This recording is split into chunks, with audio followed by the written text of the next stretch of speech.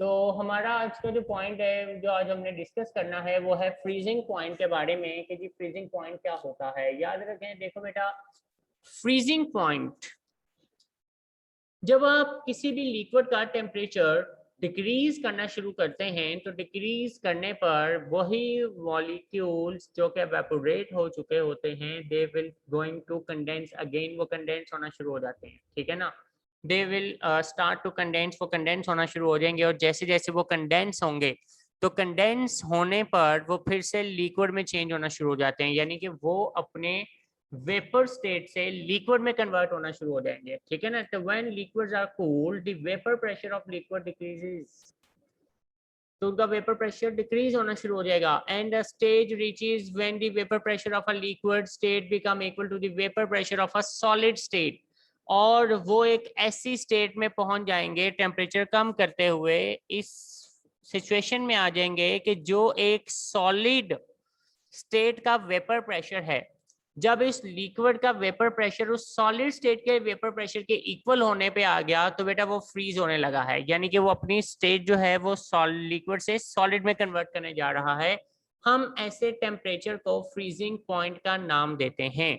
हम इसको इस तरह से भी डिफाइन कर सकते हैं कि फ्रीजिंग पॉइंट एक ऐसा टेम्परेचर है जिस पर लिक्विड और सॉलिड एक साथ एग्जिस्ट कर रहे हों, ठीक है ना, दे को एग्जिस्ट, ठीक है, सॉलिड और लिक्विड एक साथ एग्जिस्ट कर रहे हों इन dynamic equilibrium is called the freezing point of a liquid, हम इसे फ्रीजिंग पॉइंट कहेंगे उस लिक्विड का, ठीक हो गया।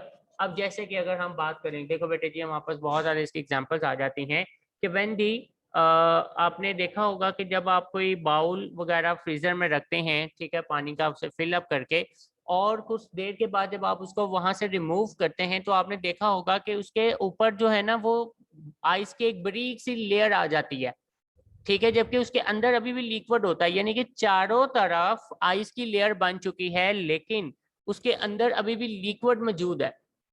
तो ये वो स्टेट होती है जिसमें लिक्विड और सॉलिड एक साथ एग्जिस्ट कर रहे होते हैं, ठीक है, यानी कि आप ये समझ लेना कि उसमें लिक्विड भी है और सॉलिड भी है।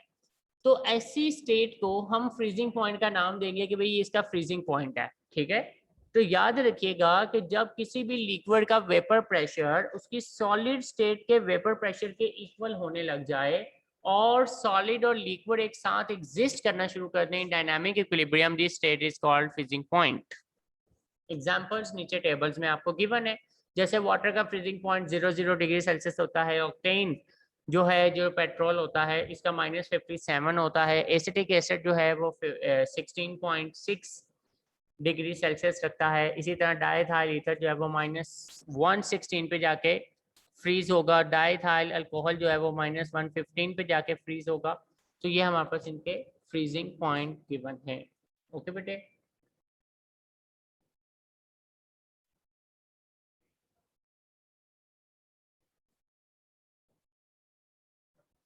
इसकी डेफिनेशन आएगी आपको, तो ये आपने सारी लिखनी है इसमें। When the liquids are cooled, the vapor pressure of a liquid decreases and the stage reaches when the vapor pressure, ठीक है, of a liquid state become equal to the its external vapor pressure of a solid। अगर आपने इसको short करके लिखना है तो फिर आप यहाँ से लिख लें बस, लेकिन इससे ज़्यादा शॉर्ट नहीं होगी। When the vapor pressure of a liquid state becomes equal to the vapor pressure of a solid state, at this temperature liquid and the solid coexist in dynamic equilibrium, this is called freezing point। ये definition है बेटा इसकी। Okay जी, और ये हमारे पास इसकी आगे topic आता है डिफ्यूजन का। अब बेटे आपने डिफ्यूजन का जो टॉपिक है ना वो एक तो ऑलरेडी पढ़ लिया हुआ है।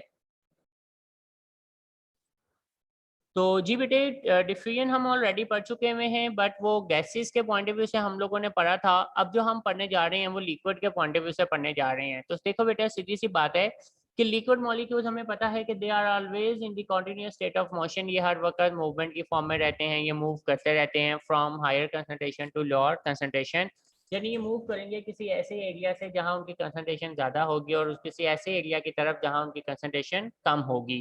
और ये रैंडमली मिक्स हो जाते हैं विद अदर लिक्विड, दूसरे लिक्विड्स के साथ, ताकि ये रैंडमली मिक्स होकर क्या बना दें बेटा, एक होमोजेनियस मिक्सचर तैयार कर दें। ठीक है,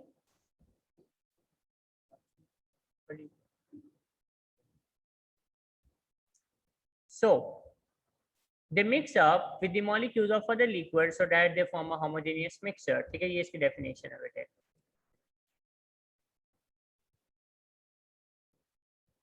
ये इसके एग्जांपल आगे दे दिए उसने आपको। ठीक है, कि for example let's suppose we have a beaker filled with a water. हमारे पास एक बीकर है जिसको हमने पानी से फिल किया हुआ है। अब अगर हम इस बीकर के अंदर जो है वो बेटा फ्यू ड्रॉप्स इंक के डाल देते हैं, तो बेटा क्या होगा कि जैसे ही आप इसमें फ्यू ड्रॉप्स इंक के डालते हैं, तो हमने देखा होगा कि बेटा वो जो इंक के ड्रॉप्स होते हैं ना, वो पहले क्या होता है कि वो करीब करीब होते हैं मॉलिक्यूल्स, लेकिन वो आस्ता आस्ता पूरे लिक्विड में बिखरना शुरू हो जाते हैं, उनकी स्कैटरिंग शुरू हो जाती है, और देखते ही देखते वो पूरे लिक्विड जो है उनका कलर एक जैसा हो जाता है, यानी कि एक होमोजीनियस मिक्सचर बन जाता है।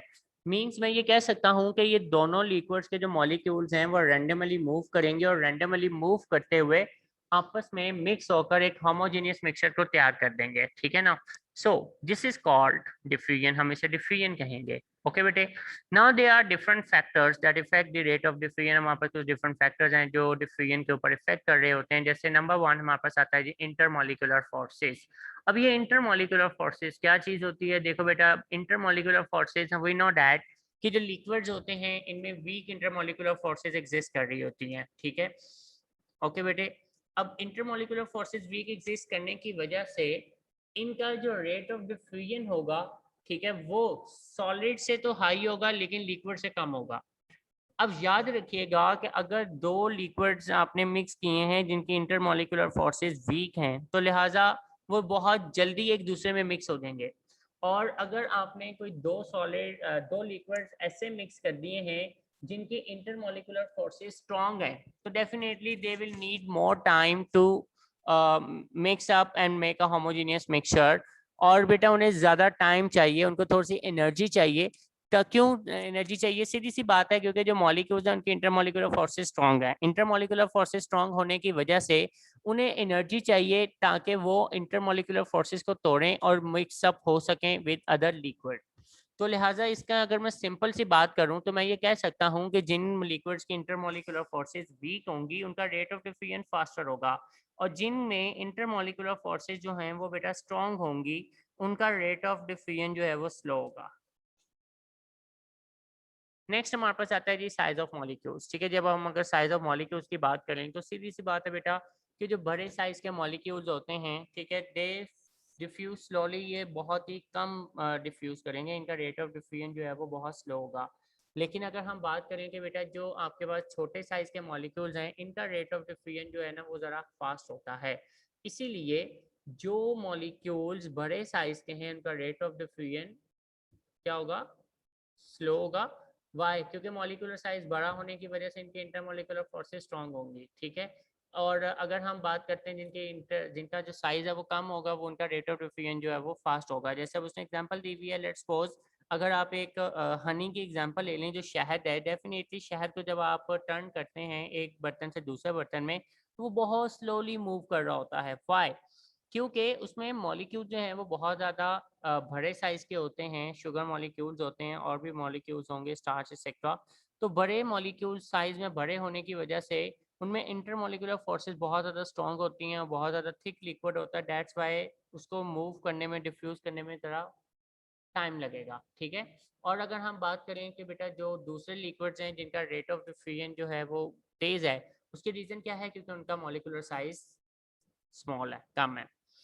Shape of the molecules. अब शेप ऑफ द मॉलिक्यूल्स में क्या मतलब है? देखो बेटे, हमारे पास दो तरह के मॉलिक्यूल्स होते हैं। एक वो जो कि 3 डिमेंशनल होते हैं, ठीक है, क्रिस्टल फॉर्म में होते हैं। डेफिनेटली जिन मॉलिक्यूल्स की शेप जो है वो एक क्रिस्टलाइन फॉर्म होती है, एक डेफिनाइट शेप होती है, उनमें इंटरमॉलिक्यूलर फोर्सेज जो है ना वो इक्वली डिस्ट्रीब्यूट होती हैं। दैट्स वाई उनका रेट ऑफ डिफ्यूजन फास्ट होगा। और कुछ मॉलिक्यूल जिनका जो आप समझ लें कि जो मॉलिक्यूल्स हैं अगर उनकी जो शेप है वो इरेगुलर है, ठीक है, इरेगुलर मतलब कुछ मॉलिक्यूल्स ऐसे होते हैं जिनकी शेप जो है ना वो रेगुलर पैटर्न में नहीं होती। मॉलिक्यूल्स जो है ना वो रैंडमली अरेंज होकर मिक्स होकर आपस में इस तरह से मॉलिक्यूल्स का स्ट्रक्चर डेवलप कर लेते हैं। तो ऐसे मॉलिक्यूल जो रैंडमली मिक्स होते हैं और ये स्ट्रक्चर्स को डेवलप करते हैं, याद रखिएगा वो इरेगुलर शेप रखते हैं और उनके रेट ऑफ डिफ्यूजन जो है वो स्लो होगा। वाई? क्योंकि उनमें कहीं पे इंटरमॉलिक्यूलर फोर्सेस बहुत स्ट्रांग होंगी, कहीं पे बहुत वीक होती हैं। जहाँ पे स्ट्रांग बहुत ज़्यादा है वहाँ पे वो डिफ्यूज नहीं करेगा, तो लिहाजा इनका रेट ऑफ डिफ्यूजन जो है वो स्लो कंसीडर किया जाता है as compare to those molecule which have a definite shape and three dimensional shape and crystalline shape. अब हम बात करें टेम्परेचर के लिहाज से, तो बेटा याद रखिएगा जब आप टेम्परेचर को बढ़ाओगे तो रेट ऑफ डिफ्यूजन बढ़ेगा। वाई? क्योंकि टेम्परेचर को बढ़ाने का मतलब ये है कि आप मॉलिक्यूल्स को काइनेटिक एनर्जी प्रोवाइड कर रहे हो। काइनेटिक एनर्जी बढ़ेगी तो बेटा वो इंटरमॉलिक्यूलर फोर्सेस कमजोर होंगी, जिससे मॉलिक्यूल जो है वो रैंडमली मूव करेंगे, तो रेट ऑफ डिफ्यूजन भी बढ़ेगा। इसका मतलब ये हुआ कि हाई टेम्परेचर पर रेट ऑफ डिफ्यूजन फास्ट होगा, लो टेम्परेचर पर रेट ऑफ डिफ्यूजन जो है वो स्लो होगा। ओके बेटे, तो ये हमारे 4 फैक्टर्स थे और इन चारों फैक्टर्स को लॉन्ग कैटेगरी के लिए आप याद करेंगे। ठीक है, लॉन्ग में आएगा कि जी explain diffusion and explain its factors, right और not on diffusion in liquids. तो डेफिनेशन में अगर लिक्विड्स का वर्ड आता है तो आपने ये वाली डेफिनेशन लिखनी है, अदरवाइज आपने बैक पे जो स्टार्ट में पढ़ी है वही लिखनी है। जैसे अगर क्वेश्चन आया हुआ है सिंपली डिफाइन डिफ्यूजन, तो आप पहले वाला क्वेश्चन का आंसर लिखेंगे, ठीक है, गैसेस। अगर उसने वर्ड बीच में लगा दिया है भाई डिफाइन डिफ्यूजन इन लिक्विड्स, तो फिर आपने इसकी तरफ आना है। ठीक है, लॉन्ग में आएगा तो फिर ये यही क्वेश्चन है, वो वाला क्वेश्चन कभी भी लॉन्ग में नहीं बनता। क्वेश्चन लॉन्ग में आता है तो यही वाला आएगा। ठीक है जी, डिफ्यूजन क्या है इसके डेफिनेशन लिखेंगे, फिर आप एग्जांपल लिखेंगे, देन इसके बाद फैक्टर्स लिखेंगे और ये डायग्राम आपको साथ बनानी होगी। ओके बेटे जी, ये हमारा आज का टॉपिक था।